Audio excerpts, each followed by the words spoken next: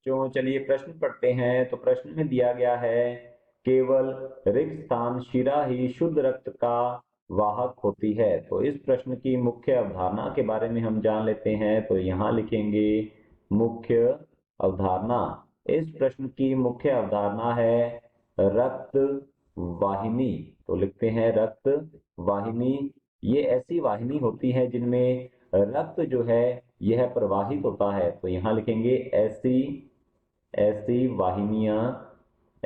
वाहिनियां जिनमें जिनमें रक्त प्रवाहित होता है।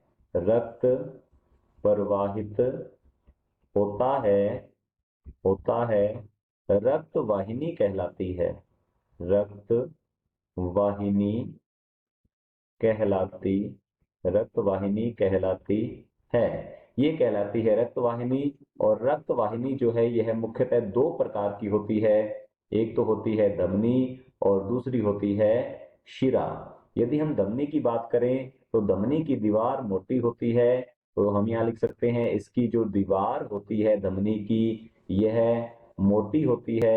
और शिरा की जो दीवार है यह धमनी की तुलना में पतली होती है।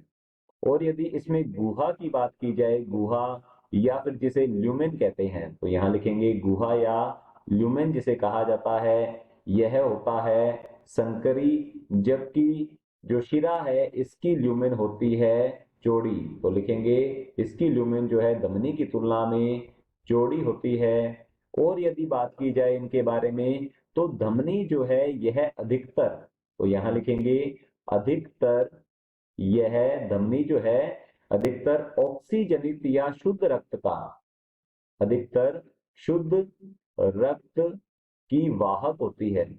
शुद्ध रक्त की वाहक वाहक होती है। और यदि बात की जाए शिरा की तो यह अधिकतर अधिकतर अशुद्ध रक्त या विऑक्सीजनित रक्त, अशुद्ध रक्त की वाहक वाहक होती है। इनमें केवल एक एक अपवाद है। तो यहाँ लिख सकते हैं अपवाद स्वरूप। अपवाद लिखेंगे जो फुफ्फुसीय धमनी होती है। फुफ्फुसीय धमनी अशुद्ध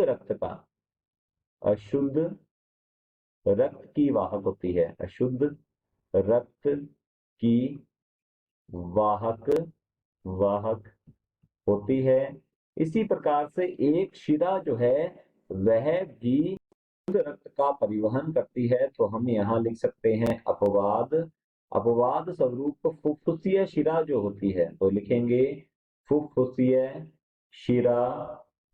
शिरा शुद्ध रक्त या ऑक्सीजनित रक्त। तो लिखते हैं शुद्ध रक्त की वाहक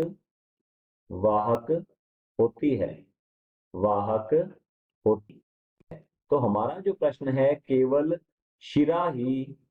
विकिस्तान शिरा ही शुद्ध रक्त का वाहक होती है। तो यहाँ हम लिख सकते हैं केवल फुफ्फुसीय शिरा। तो हमारा उत्तर रहेगा केवल फुफ्फुसीय शिरा जो है यही हम कह सकते हैं कि शुद्ध रक्त जो है यह वहन करती है। बाकी सभी जो शिराएं हैं वह अशुद्ध रक्त या फिर विऑक्सीजनित रक्त का वहन करती है। तो ये हमारे प्रश्न का उत्तर होगा। आशा करता हूं आपको समझ में आया होगा। धन्यवाद।